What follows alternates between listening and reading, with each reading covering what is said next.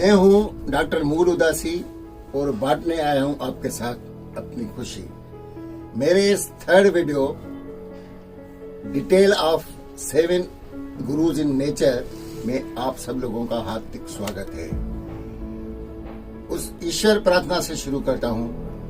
ए ईश्वर, मैं लब हूं, मेरी बात हो तुम। ए ईश्वर, मैं लब हूं, मेरी बात हो तुम। मैं तब हूं जब मेरे साथ हो तुम। मैं तब हूं जब मेरे साथ हो तुम। तो आइए इन 7 गुरुओं की तरह लौटते हैं। और आपको पता ही है कि वो गुरु हैं, सबसे पहले एयर एंड एटीट्यूड, उसके बाद न्यूट्रिशन यानी सॉइल, उसके बाद sunlight, water, day, night, sky, जो मैं आपको अपने सेकंड वीडियो में बता चुका हूँ।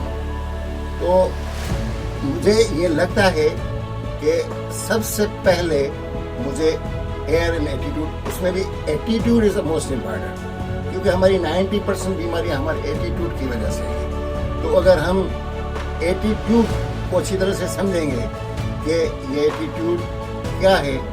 एटीट्यूड यानी लाइफ को देखने का नजरिया।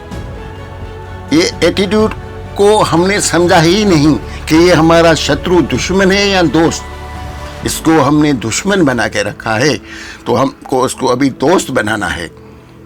हमारे लाइफ को देखने का नजरिया, जो हमारा एक एटीट्यूड होता है, वो एक फिक्स सेट एटीट्यूड है और हम उसी को ही सही समझते हैं, इससे बाहर नहीं निकलते। खुद को सही समझते हैं, अगले को गलत, बेवकूफ़ समझते हैं, उल्लू का पट्टा बोलते हैं। लेकिन देखा जाए तो दोनों ही सही होते हैं। कभी हम खुद को अगर अगले की जगह पे रख कर सोचें तो फिर वो भी सही लगने लगता है। इतना डीप हम सोचते ही नहीं। जब तक गहरा नहीं सोचेंगे तब तक दूसरों के इमोशन, जज्बात और एहसास की कदर कैसे करेंगे। वो ऐसा क्यों कर रहा है, उसके हालात कैसे हैं, उसकी एजुकेशन कैसे है। अगर वो इस चीज़ को गलत समझता है तो करता ही क्यों। मुझे लगता है कि आप समझ गए होंगे कि मैं क्या कहना चाहता हूँ।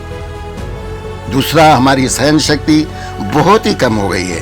हम थोड़ी थोड़ी बात पर भड़क जाते हैं, आग बगोला होने लगते हैं। कोई अगर हमारे स्टाफ में गलती करता है तो हम उस पर अचानक से फट पड़ते हैं और वो हमारे शरीर में एक हार्मोन कार्टिसोल रिलीज होता है, जो एक स्ट्रेस हार्मोन है। और हम समझते ही नहीं कि हम अपने पैर पे खुद ही कुल्हाड़ा मार रहे हैं। तो फिर तो बीमारी आना बहुत मस्ट है, अनिवार्य है। हम चिंताओं और टेंशनों में घिरे हुए हैं और हम चिंताओं की भट्टी में खुद को भी जलाते हैं और दूसरों को भी उस आग में अपने साथ जलाते हैं। हम अपने प्रेजेंट का मज़ा नहीं लेते, उसकी मौज में नहीं रहते। हम तो फ्यूचर के बारे में उलझे हुए होते हैं या फिर माजी में खोए होते हैं।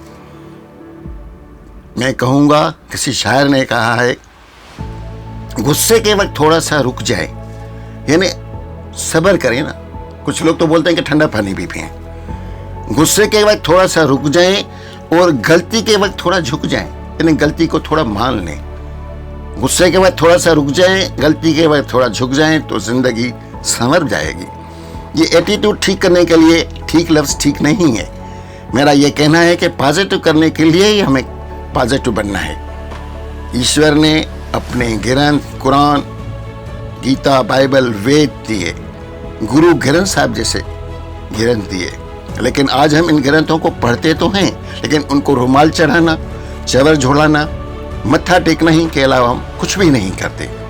उसमें जो लिखा है उसके अगर एक अक्षर को भी हम दिल से ग्रहण करें, अपनाएं और लाइफ में वो पॉजिटिविटी आ जाए, तो फिर खुशी का आना हमारे पास मस्ट है, अनिवार्य है। हमारे स्पिरिचुअल ग्रंथ बोलते हैं कि दुनिया हमारी वासुदेव कुटुंब वासुदेव है, यानी एक ही जॉइंट फैमिली है। इसमें सब लोग रहने वाले एक ही फैमिली के हैं। लेकिन आज हमारी हालत क्या है, हम अपने ही भाई के बेटे को अपना बेटा नहीं समझते। मेरे मापदंड मेरे बेटे के लिए अलग हैं तो मेरे भाई के बेटे के लिए अलग। मेरी बहू को बोलने के लिए तो मैं बेटी बोलती हूँ, लेकिन वो मेरे कर्मों में दिखता नहीं। जब अपने ही फैमिली में हम इतना फ़र्क रखते हैं तो फिर पड़ोसन और पड़ोसी से कैसा व्यवहार करेंगे। तो फिर यहाँ से शुरू होती है ईर्ष्या, जलन, जेलसी, हसद, बुग्स, अगर मेरे पास कार नहीं है तो मुझे उसका दुख नहीं है, लेकिन मेरे पड़ोसी के पास गाड़ी आ जाती है तो मुझे उसका दुख होता है, टेंशन होता है। एटीट्यूड के बारे में मैं ज़्यादा नहीं बोलूँगा, नहीं तो लोग मुझे संत समझने लगेंगे और वो मैं हूँ नहीं। लेकिन मैं फिर भी वापस बोलूँगा कि एटीट्यूड ही सब कुछ है। तो एक जीवत गुरु करना और उसे प्रॉपर गाइड लेना दुखों और बीमारियों से मुक्ति है। मैं आशा करता हूँ कि आप भी एक जीवत यानी लाइव जो आपको गाइड कर पाए, गाइड को अपनाएंगे और अपनी ज़िंदगी को संवारेंगे। धन्यवाद, धन्यवाद, धन्यवाद।